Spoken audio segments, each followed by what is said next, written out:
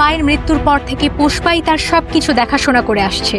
অনেকটা নিজের সন্তানের মতোই ভালোবাসা দিয়ে আগলে রেখেছে অতীনকে। তাই রাতের বেলা অতীন যখন মাতাল অবস্থায় গাড়ি চালিয়ে বাড়ি ফেরে, পুষ্প একটু রেগে গিয়ে তাকে বকাঝকা করে, তুই আবার এরকম করছিস, নিজের খেয়াল রাখ। অতীন অবশ্য এসব কথায় বিশেষ পাত্তা দেয় না। সে পুষ্পকে সদ্য সংগ্রহ করা দেবী মূর্তিটা দেখায়।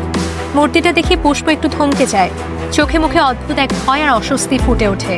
সে বলে, এটা দেখতে তো অনেক অদ্ভুত, তুই সবসময় এমন অদ্ভুত জিনিসপত্র বাড়িতে নিয়ে আসিস কেন?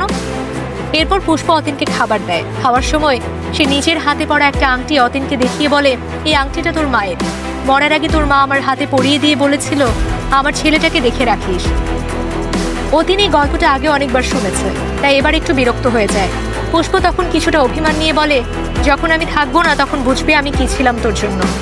খাবার খেয়ে অতীন ঘুমিয়ে পড়ে, কিন্তু ঘুমের ভেতরেই শুরু হয় আসল আতঙ্ক।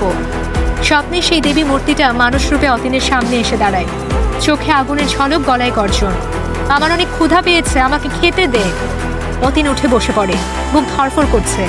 নিজেকে বোঝানোর চেষ্টা করে এটা নিশ্চয়ই একটা দুঃস্বপ্ন, বাস্তব না। কিন্তু তখনই সে পানির গ্লাসে হাত দেয়। গ্লাসে পানি ঢালার সময় দেখে ভেতরে পানি নয়, রক্ত। সে ভয়ে গ্লাসটা হাত থেকে ফেলে দেয় আর সেটা মেঝেতে পড়ে চূর্ণ বিচূর্ণ হয়ে যায়।